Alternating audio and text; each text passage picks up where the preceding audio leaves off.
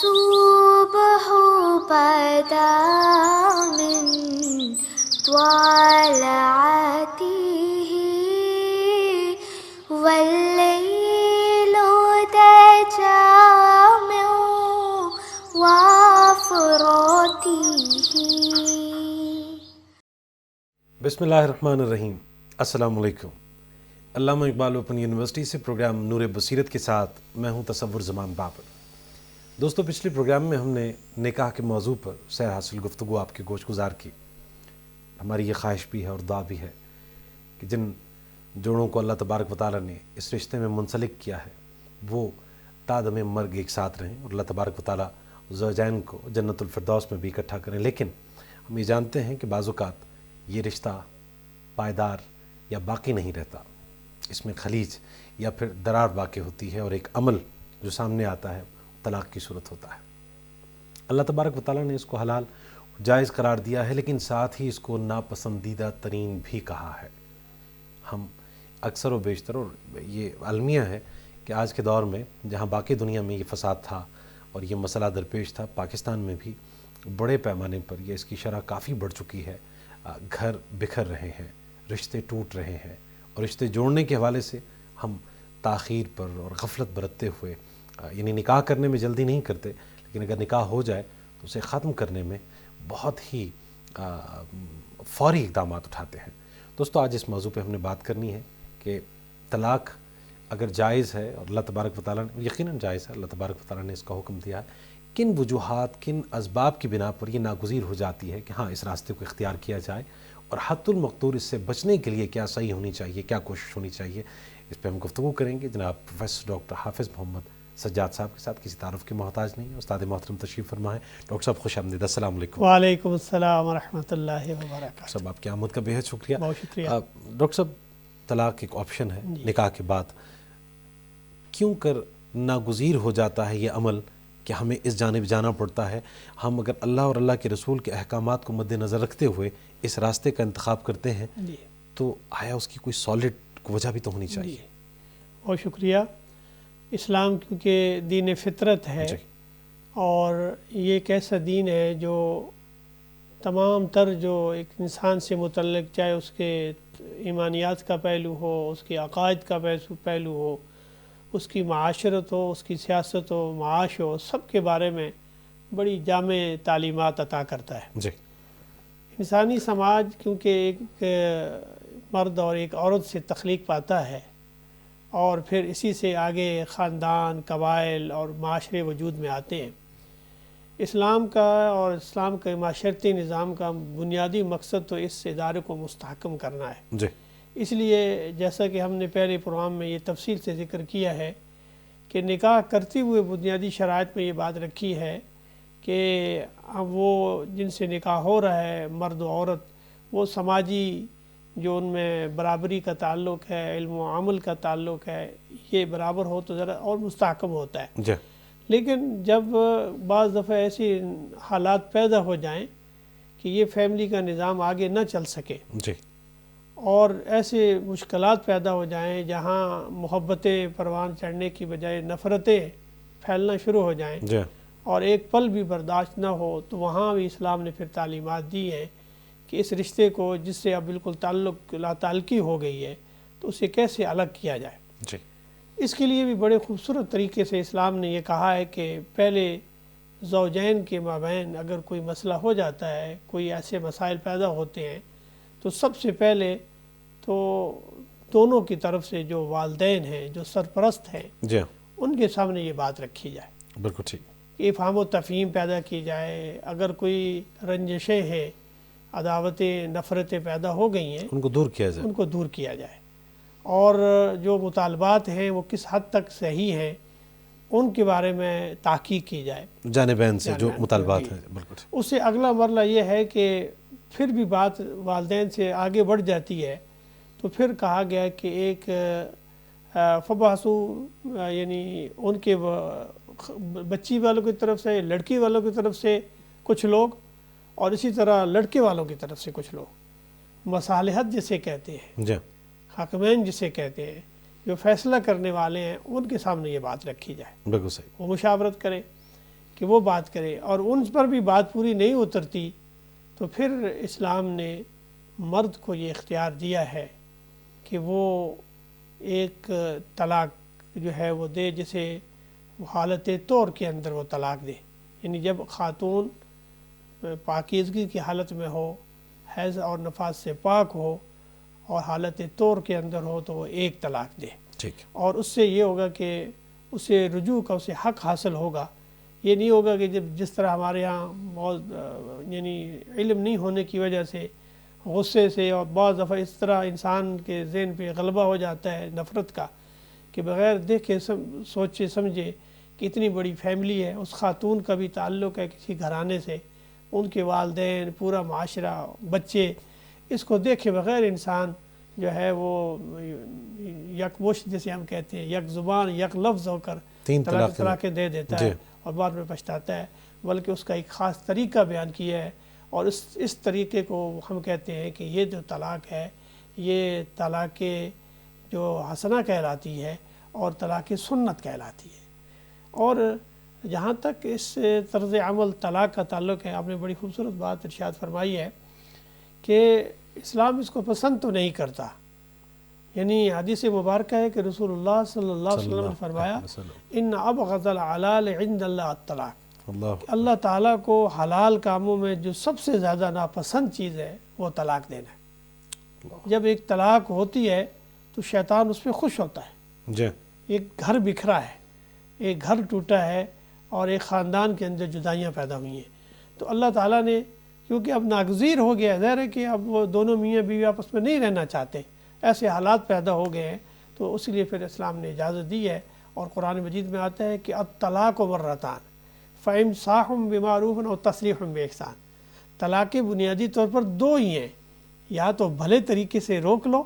یا پھر احسان کرتے اسے اپنے آپ کو الگ کر دو، جی رخصت کرو۔ تو یہ بڑا حکمت یعنی بیان کی ہے کہ اب مجبوری ہے، ایسے حالات ہیں، تو پھر یہ اجازت دی ہے کہ اب اس سے تفریق ہو جائے تاکہ اپنے دونوں مرضی سے اپنی مرضی کے مطابق زندگی بسر کر سکیں۔ سر ڈاکٹر صاحب، ایشو یہ ہے کہ نہ تو ہمارے معاشرے میں نکاح اسلامی طریقے سے ہو رہا ہے، نہ پھر طلاق کے معاملے میں ہم شریعت محمدی صلی اللہ علیہ وآلہ وسلم کو فالو کرتے ہیں، تو ہم یہ جاننا چاہیں گے کہ طلاق کے حوالے سے ایک بات یہ بھی کی جاتی ہے کہ مرد کے ساتھ ساتھ خاتون کو بھی اس کا اختیار ہونا چاہیے، اور اگر وہ اختیار نہیں ہے تو اب خلا کی صورت خواتین عدالتوں سے رجوع کرتی ہیں، اور مرد کی کنسنٹ کے بغیر، یعنی وہ طلاق دے نہ دے، کورٹ کی طرف سے ان کو ڈگری مل جاتی ہے طلاق کی، خلا کی۔ شریعت اس حوالے سے ہمیں کیا رہنمائی فراہم کرتی ہے؟ میاں بیوی کی جو تفریق ہے تو اس میں عمومی طور پر شریعت نے جو ہمیں طریقے بیان کیے ان میں ایک تو طلاق ہے، جی، کہ مرد کو اختیار ہے کہ وہ ایک یا دو طلاقیں جب دیتا ہے اور بیک وقت وہ تین بھی دے دے تو پہلی کو ہم طلاق رجیع کہتے ہیں، دوسری کو بائن کہتے ہیں، اور تیسری کو مغلظہ کہتے ہیں۔ جی، جسے ہمیشہ کے لیے وہ خاتون جو ہے بظاہر اس سے اس نکاح نہیں کر سکتا جب تک کہ وہ خاتون کسی اور سے پھر نکاح کرے اور وہ طلاق دے، تو پھر اس سے خاتون سے وہ آدمی نکاح کر سکتا ہے۔ ایک طریقہ تو یہ ہے۔ دوسرا طریقہ یہ ہے کہ خاتون کی طرف سے کچھ ایسے مطالبات ہوں کہ وہ جو بنیادی اس کی حقوق ہیں، زوجین میں سے زوجہ کے جو بنیادی حقوق ہیں جس کی بنیاد پر نکاح کا رشتہ قائم ہوتا ہے، بالکل ٹھیک، یعنی نان و نفقہ ہے، رہائش ہے، کھانا پینا ہے، اور اس کی بنیادی ضروریات ہیں، اور جو میاں بیوی کی باہمی تعلقات ہیں اس میں وہ صلاحیت رکھتا ہے، تو اس حوالے سے اگر یہ سارے حقوق اس خاتون کے پورے ہو رہے ہیں تو پھر تو ٹھیک ہے۔ اگر یہ اس کے حقوق پورے نہیں ہو رہے تو وہ خود مطالبہ کرے، جسے خلا کی صورت کہتے ہیں۔ مرد اگر طلاق نہیں دیتا تو وہ یہ مطالبہ کر دیتی ہے کہ کچھ دے دلا کر اس خاتون اس مرد سے آزادی حاصل کر لیتی ہے، اسے خلا کہتے ہیں۔ جی، تیسرا پہلو یہ ہوتا ہے کہ اسے لعان کہتے ہیں، اور وہ یہ ہے کہ میاں بیوی میں ایسے ناچاکی ہو جائے اور وہ ایک دوسرے پر الزام لگانا شروع کر دیں کہ فلاں آدمی اخلاقی طور پر برا ہے، بد کردار ہے، مرد عورت پر یہ الزام لگا دے اور عورت مرد پہ الزام لگا دے، اس طرح کی چیزیں، تو پھر اس وقت اسے لعان کہتے ہیں۔ وہ پھر یہ ہوتا ہے کہ وہ یا تو شہادتیں ہوں یا پھر اس پہ وہ قسمیں کھاتے ہیں کہ یہ میں نے چیزیں دیکھی ہیں، اور 4 دفعہ قسم کھانے کے بعد شہادت دینے کے بعد 5ویں دفعہ یہ کہتا ہے کہ اگر میں یہ جھوٹا ہوں تو مجھ پر اللہ کی لعنت ہو۔ صحیح، تو اس طرح بھی تفریق ہو جاتی ہے، اس کو بھی طلاق کہتے ہیں۔ ٹھیک، یہ 3 طریقے۔ ایک چوتھا طریقہ ہے کہ کوئی مرد اپنی زوجہ کو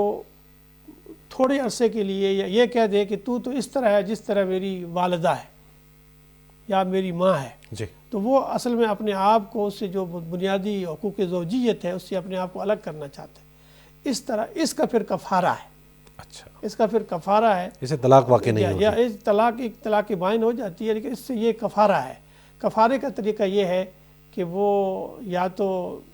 مسلسل 2 مہینے کے روزے رکھے گا، یا پھر وہ 60 مسکینوں کو کھانا کھلائے گا، اور یا پھر وہ غلام آزاد کرے گا۔ تو یہ 3 طرح کا اسے کرنا چاہے یہ ہوگا۔ بات مذاق میں بھی کی گئی ہو، جی، مذاق میں بھی کی گئی ہوگا۔ اچھا، یہ بھی دلچسپ بات آپ نے سوال کر لیا ہے۔ جی، تو نکاح، طلاق اور جتنے بھی یہ معاملات ہیں، یہ ہنسی مذاق میں بھی اگر کیے جائیں گے تو یہ ہو جاتے ہیں۔ بالکل، اگر کوئی مذاق میں کسی کو طلاق کہے گا تو میں تجھے طلاق دے رہا ہوں، تو وہ واقع ہو جائے گی، اور مذاق میں کیونکہ ایجاب و قبول بھی کر لیں جی جی تو نکاح ہو جائے جائے گا۔ اس لیے یہ شریعت کی بنیادی احکام ہے، یہ کوئی ہنسی مذاق نہیں ہے، اللہ کی حدود ہیں، اور اس لیے اس کہا گیا کہ اس کو سیکھو بھی اور اسے سمجھو بھی۔ بالکل صحیح، بالکل۔ اچھا ڈاکٹر صاحب، یہ بھی ہے ہمارے معاشرے میں کہ بعض مرد حضرات کہیں محفل میں بیٹھے ہیں کوئی لین دین کے معاملات میں، اور اس پہ قسم یہ کھاتے ہیں کہ یہ کام اگر ایسا نہ کیا یا ایسا کیا تو مجھ پہ بیوی 3 طلاق، جی اور وہ کام کر گزرتے ہیں، یعنی جس کی قسم کھائی ہوتی ہے اس کو توڑ بیٹھتے ہیں، جی جی طلاق واقع ہو جائے گی؟ جی بالکل، اگر وہ یہ کام کرے گا تو کیونکہ اس نے قسم کھا کے یہ ایک ارادہ کیا ہے اور ہوش و حواس کیا ہے، تو یہ اس سے واقع ہو جائے گی۔ جی، اس طرح اسی طرح اور وہ پھر اس کو جب وہ نہیں کر پاتے، جو قسم حق میں کہہ رہے ہوں، یا وہ کام وہ نہیں کر پاتے کہ میں کروں گا، نہ کر سکا تو مجھے یہ، تو وہ پھر اس پہ یہ لازم آ جائے گا کہ اسے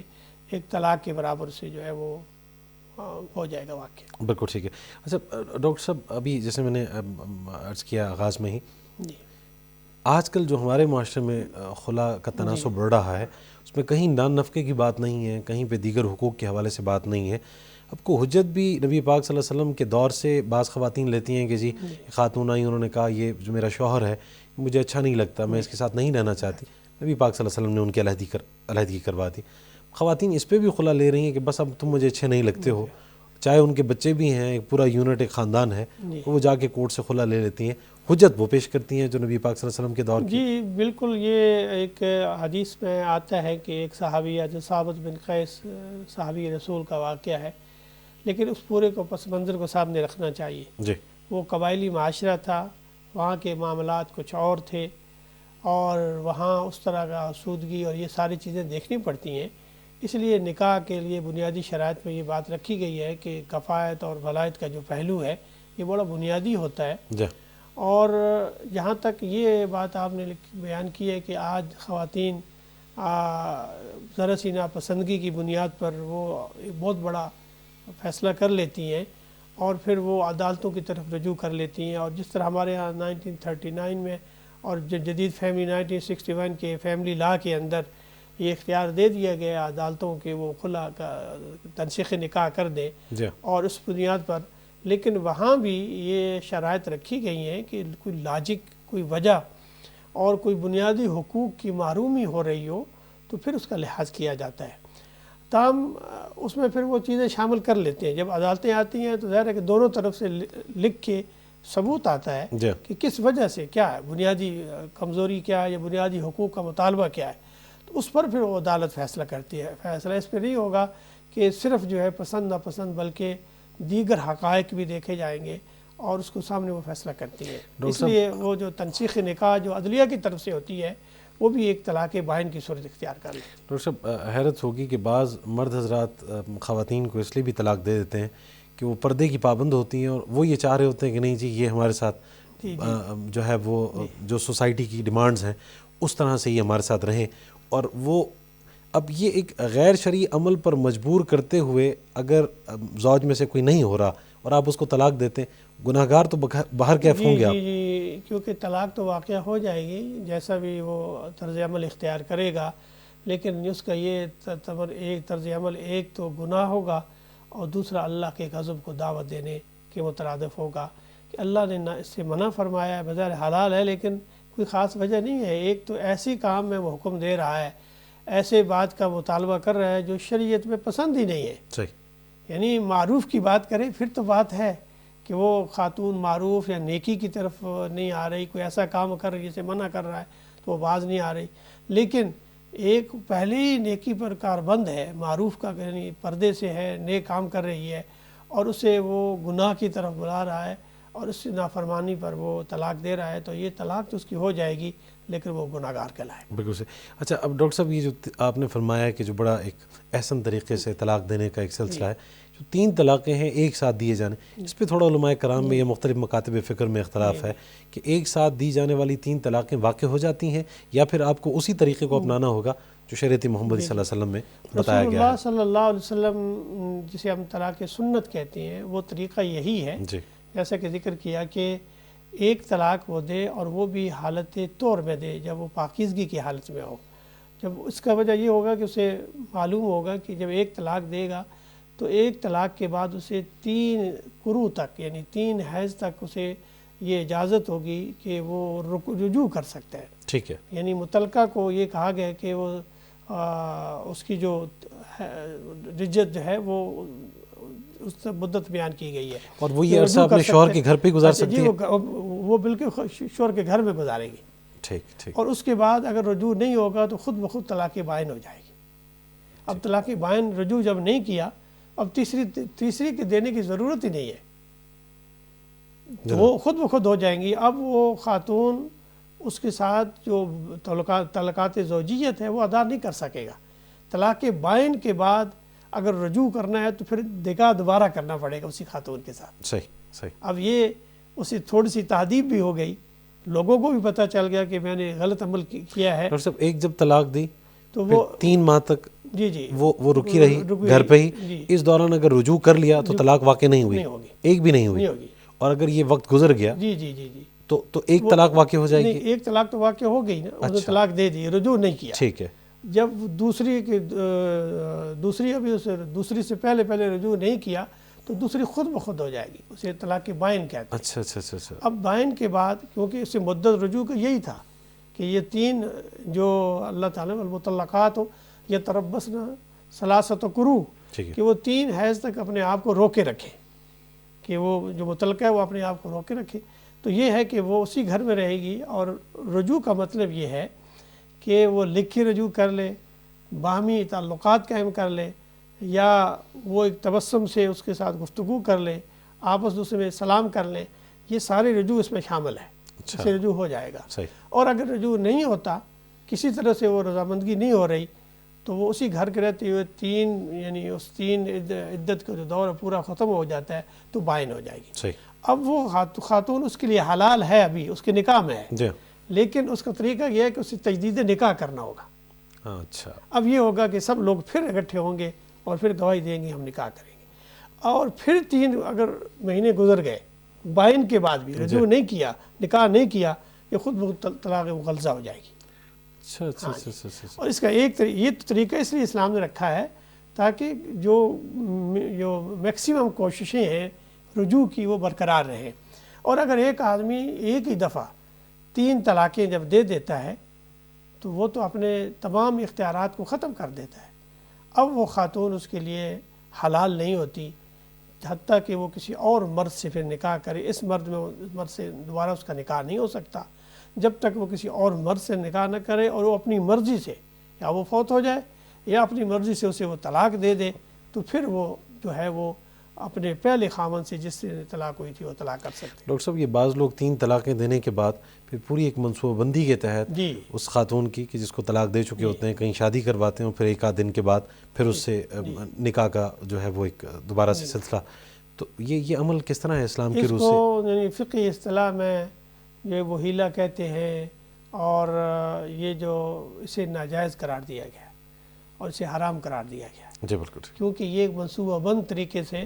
اور ایک گناہ کیا ہے, اور گناہ پر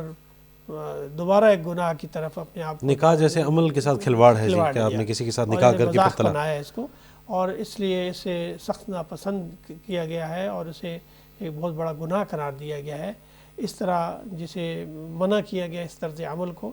اور شریعت اس کو بالکل جائز قرار نہیں دیتی۔ ٹھیک ہے۔ اچھا، خاتون جب خلا کی صورت میں طلاق اس کو ملتی ہے تو اس میں کچھ آراء یہ ہیں کہ اس کو جو مہر میں اس نے جو کچھ لیا ہے، چاہے وہ سونا ہے یا چاہے کچھ اور چیز ہے، وہ اس کو لوٹانا پڑتا ہے۔ اس حوالے سے کچھ رہنمائی فرمائیے گا۔ اس میں یہ ہوتا ہے کہ ظاہر ہے کہ وہ اب اپنی پسند سے وہ نکاح سے الگ ہو رہی ہے، جی تو کچھ مطالبات مرد کی طرف سے ہوتے ہیں۔ جی مرد سے یہ ہوگا کہ وہ جو اس کا حق مہر ہے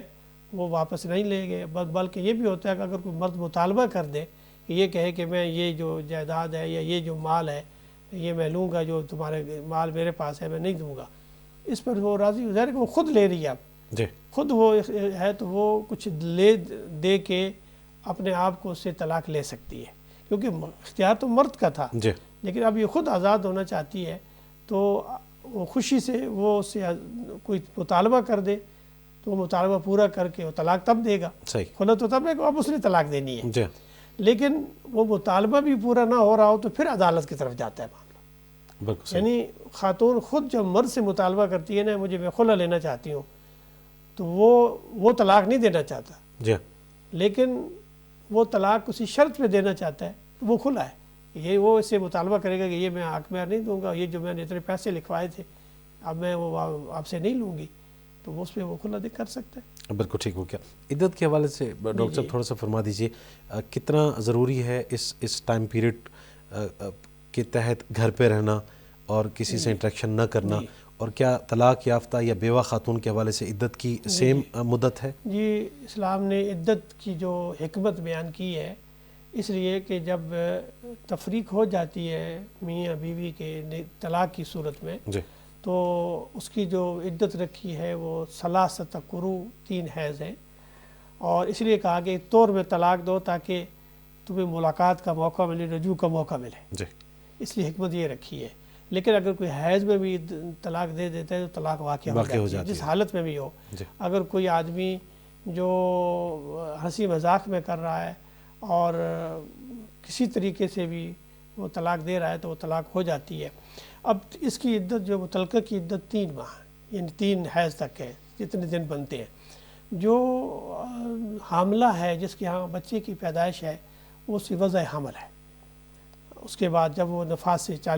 پاک ہو جائے، اور اسی طرح جو بیوہ ہے اس کی 4 مہینے 10 دن بنتی ہے۔ اور عدت کی حکمت اس لیے رکھی ہے کہ اللہ تعالیٰ نے کہ اس کی نسب سے کسی کو جاری اگر کرنا ہے تو یہ 3 حیض تک پتہ چل جاتا ہے، جی اور کیونکہ اس پر اگلی خاتون نے کہیں اور نکاح کرنا ہے تاکہ اس کا نسب بھی برقرار رہے اور اس میں کوئی اختلاط پیدا نہ ہو سکے، اور جو ظاہر کہ جو اولاد ہوتی ہے وہ باپ کی طرف سے ہوتی ہے جی اور اس میں پھر وراثت کا حق ہوتا ہے، اس لیے حکمت نے شریعت نے میکسیمم اس کے اندر یہ پہلو رکھا ہے کہ تاکہ کوئی مسئلہ پیدا نہ ہو، بالکل ٹھیک اس ہے۔ لیے عدت کے یہ احکام بیان کیے ہیں۔ بعض خواتین عدت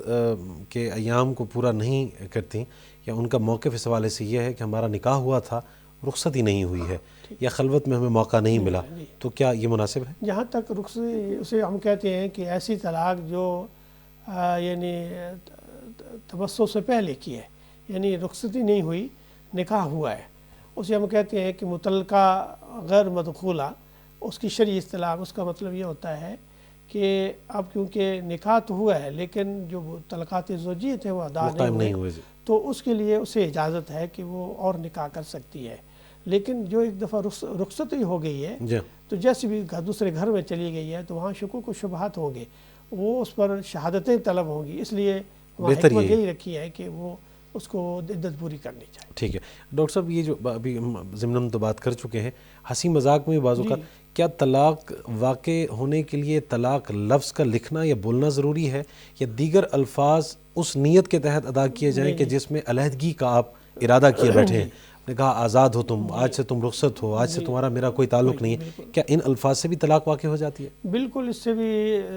جو صریح الفاظ ہیں، جیسے یہ کہے کہ انت طالق، تو آزاد ہے، تو میں تجھے طلاق دیتا ہوں،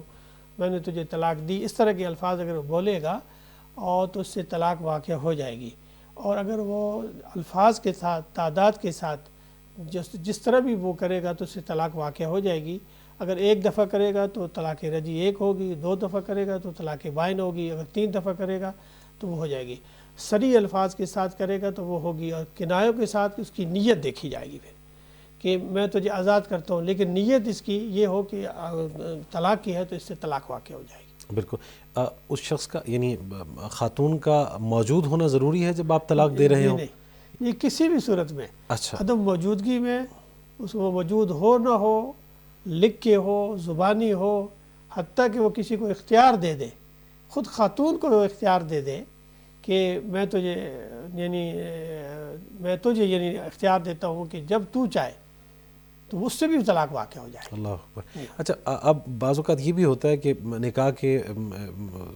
شرائط نامے میں بعض اوقات خواتین یہ اختیار لے لیتی ہیں یا مرد تفویض کر دیتا ہے ان کو، تو شریعت کی روح سے یہ ٹھیک ہے کہ وہ طلاق دے سکتی؟ طلاق بالکل یہ سے واقع ہو جاتی ہے، اور اس سے بہرحال نکاح میں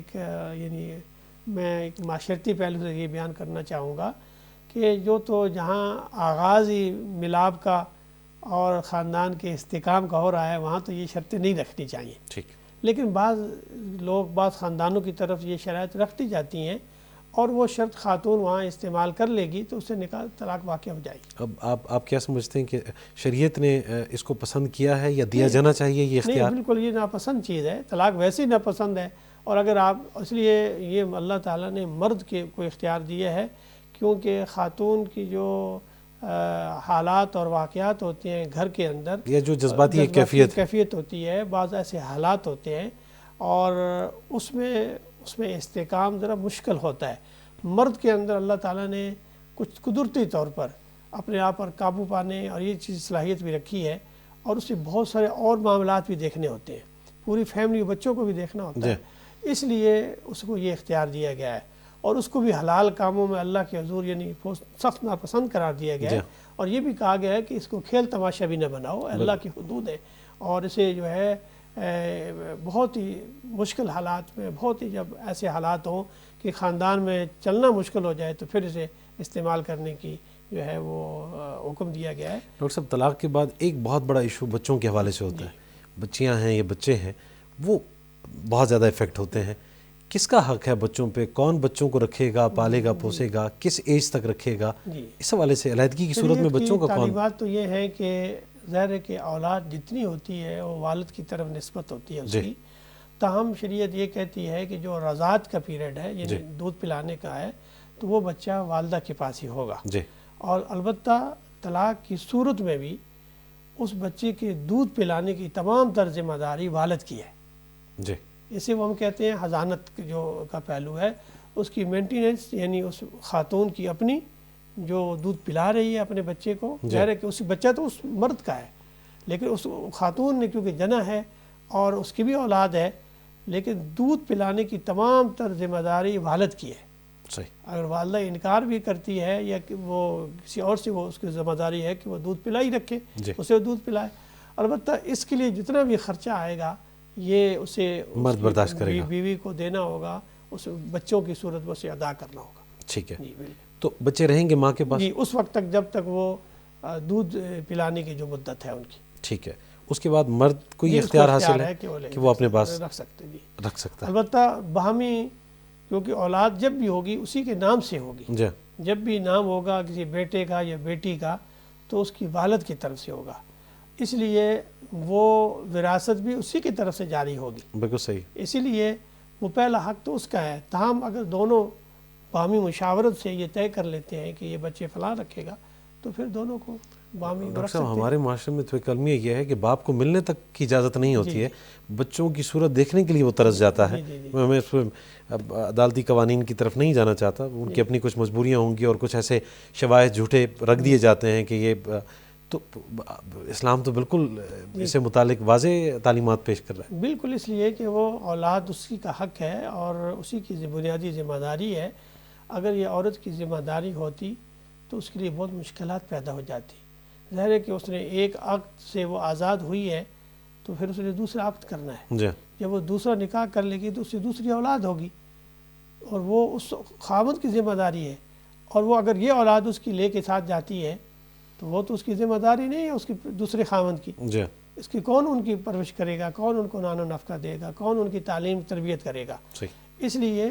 یہ اسلام نے اجازت دی ہے، لیکن باہمی آپس میں مشاورت سے وہ کوئی طے کر لیں تو یہ ان کا اپنا معاملہ ہے، لیکن وراثت کے جب بھی معاملات طے ہوں گے تو والد کی طرف سے۔ ڈاکٹر صاحب ایک وجہ ہمارے ہاں طلاق کی یہ بھی ہے کہ اگر کوئی شخص دوسرا نکاح کر لے یا اس کا ارادہ بھی رکھتا ہو تو پہلی بیوی کا یہ مطالبہ ہوتا ہے کہ آپ مجھے طلاق دیں، پھر بے شک دوسری شادی کریں۔ اس عمل کو آپ کس طرح سے دیکھتے ہیں؟ یہ اسلام کی بھی روشنی ہمارے معاشروں میں یہ بہت عام ہو گیا ہے، البتہ مرد کو اللہ تعالیٰ نے اجازت دی ہے فَانكِحُوا مَا طَابَ لَكُم مِّنَ النِّسَاءِ مَثْنَىٰ وَثُلَاثَ وَرُبَاعَ، جی کہ وہ 4 تک شادیاں کر سکتا ہے، لیکن ساتھ یہ شرط ہے کہ اگر تم انصاف کر سکو، اگر انصاف نہیں کر سکتے فواحدہ، ٹھیک ہے، پھر ایک ہی اس میں کافی ہے۔ اب انصاف کا مطلب یہ ہے، یہاں عدل کا مطلب، اللہ تعالی کا مطلب یہ ہے، عدل کا مطلب یہ ہے کہ جو پہلی بیوی کے بنیادی حقوق ہے نا اس میں کوئی کمی نہیں آنی چاہیے، بالکل صحیح، یعنی اس کے لیے رہائش، اس کا کھانا پینا، اس کی اولاد کے لیے تمام تر ضرورتیں پوری کرنا، اور پھر اسلام اس کو بھی پسند کرتا ہے کہ اس خاتون سے بھی اجازت لے لی جائے، کچھ مشکلات ہوں، کوئی مسائل ہوں تو اس کے مشورے سے کر لی جائے، تاہم اس کے مشورے سے بغیر بھی اگر شادی کر لیتا ہے تو نکاح تو ہو جاتا ہے، جی بالکل، لیکن ظاہر ہے کہ نکاح کا مقصد جو ہے وہ جہاں تک ایک جنسی ضرورت پوری کرنا ہے، وہاں ایک یہ بھی تو ہے کہ نکاح کس وجہ سے وہ کر رہا ہے۔ مثلا فرض کیا یہ کہ اسے اولاد نہیں ہے، وہ دوسری اولاد کے لیے کر رہا ہے کہ اللہ مجھے اولاد عطا کرے۔ ایک خاتون بیمار ہے اور وہ کسی برائی سے بچنے کے لیے دوسری شادی کرنا چاہتا ہے، تو جس طرح خاوند کے مسائل ہیں کہ اسے بہت سارے مسائل درپیش ہیں تو وہ دوسری شادی کرتا ہے۔ ڈاکٹر صاحب خالصتاً کوئی دوسری خاتون اس کو پسند آ گئی پسند ہے آ گئی۔ اور وہ صرف اس رشتے کو ایک پاکیزہ رشتے کے طور پہ وہ نکاح کی صورت دینا چاہتا ہے، تو اس کی کوئی مذمت تو نہیں ہے دین کہ کوئی مجبوری ہی ہو اولاد کی یا پہلی بیوی کے بیمار ہونے کی، اس کو دوسری خاتون پسند آ گئی، بجائے اس کے کہ وہ اسے کوئی ناجائز تعلق قائم کرے، اسے نکاح کرنا چاہتا ہے۔ بالکل اسے جائز ہے اور اس میں کوئی پابندی نہیں ہے، جب تک جو شرعی طور پر پابندی ہے 4 تک، یک وقت وہ 4 نکاح کر سکتے ہیں، اسلام نے۔ ڈاکٹر صاحب آخر میں ہم یہ چاہیں گے کہ جو میاں بیوی کے حقوق و فرائض ہیں، شاید اس حوالے سے ہم کسی غلط فہمی کا شکار ہیں، ہم صرف حقوق کی بات کرتے ہیں، فرائض سے بعض اوقات ہم ناواقف ہوتے ہیں۔ یہ فرما دیجئے کہ مرد کا، پہلے میں یہ جاننا بلکہ خاتون کے حوالے سے کہ خاتون کا مرد پہ کیا حق ہے جس کا اس نے خیال رکھنا ہے، اور پھر مرد کو اللہ تبارک و تعالیٰ نے ان ذمہ داریوں کے عوض کیا اختیار دیا ہے جس کا پاس لحاظ خاتون رکھے۔ بڑی اہم بات ہے کہ آج جو خاندان دنیا بھر میں، مغرب میں ہم دیکھتے ہیں کہ خاندانی نظام ٹوٹ پھوٹ کا شکار ہے۔ اس میں وجہ یہی ہو گئی ہے کہ طلاق کی ریشو بہت بڑھنے کی وجہ یہ ہے کہ تمام تر اختیارات خاتون کو بھی حاصل اسی طرح ہیں، اور وہ اس حق کا ایک اس طرح استعمال عام ہو رہا ہے کہ ذرا سی بات پہ وہ خاندان تباہ و برباد ہو جاتا ہے، اور عدالتیں اسے تنسیخ قرار دے رہی ہیں۔ شریعت کا تقاضا، جو اسلامی شریعت یا مسلمانوں کے ہاں کوئی خاندانی نظام کچھ قائم ہے، تو اس کی بڑی وجہ بھی یہی ہے کہ اسلام میں بڑا توازن رکھا ہے، اور وہ توازن یہ ہے کہ خواتین جو زوجہ کے بھی حقوق ہیں اور خاوند کے بھی حقوق ہیں، وہ حقوق کی پاسداری کرے اور خاندان مستحکم ہو۔ اگر یہ دونوں کے اندر اعتدال رہے، اور ایک دوسری بات یہ ہے کہ جو بھی میاں بیوی کا ایک رشتہ ہے اس میں کچھ نہ کچھ اونچ نیچ رہتی ہے، اور یہ 2 پہیے ہیں، اس میں بیلنس ہونا چاہیے، اور بیلنس اس کے طریقہ کار یہ ہے کہ جو حقوق ہیں ہر ایک کے وہ ادا ہونے چاہیے۔ جو خاوند کے حقوق ہیں بیوی کے فرائض ہیں، اور جو بیوی کے حقوق ہیں وہ خاوند کے فرائض ہیں۔ اگر اس میں توازن ہو، حسن سلوک ہو اور باہمی اعتماد کا رشتہ ہو تو یہ خاندان مستحکم ہوتے ہیں، اور اس میں جب بھی افراط و تفریط ہوگی، ظلم اور زیادتی ہوگا تو یہ رشتہ ٹوٹ کا شکار ہوگا، اور اس ٹوٹنے سے وہ 2 میاں بیوی یا 2 فرد ہی متاثر نہیں ہوں گے، بلکہ اس سے پورا معاشرہ اور پورا خاندان متاثر ہوگا۔ سب سے پہلے اس کا اپنا گھر ہوگا، بچے اور اولاد ہوگی، اس کے ساتھ جن سے رشتے بنے تھے، 2 فیملیاں تھیں، ان دونوں کے والدین اور آگے رشتے بنے تھے، وہ متاثر ہوں گے۔ اور پھر آپ دیکھیے کہ اسی پر جتنے جھگڑے آج ہمارے معاشرے میں، قتل و غارت، فتنہ و فساد ہو رہے ہیں، اکثر و بیشتر فیملیوں میں یہی رشتے ہیں، یہی مسائل ہیں اور یہی بیماریاں ہیں۔ اور اگر ہم نے تھوڑی سی نفرت اور غصے پر قابو پا لیں، اور ہمیں مل جل رہنے کی اور ایک دوسرے کو برداشت کرنے کی میں حوصلہ پیدا ہو جائے، یہ ہوتا تھوڑا سا وقتی ہے، یعنی غصہ کسی بات پہ آ گیا، کوئی بات ناپسند ہو گئی کسی میں، کچھ بات میں تھوڑی سی، اور وہ تھوڑی سی بات طبیعتیں ٹھیک ہو جاتی ہیں، ملاپ ٹھیک ہو جاتے ہیں۔ تو اگر تھوڑے سے وقت پہ بھی انسان صبر سے کام لے لے، ایک یا دوسرا، تو یہ خاندان مستحکم ہو سکتا ہے۔ البتہ میں یہ آخر میں کہنا چاہوں گا کہ رسول اللہ صلی اللہ علیہ وآلہ وسلم نے مرد پر زیادہ ذمہ داری ڈالی ہے۔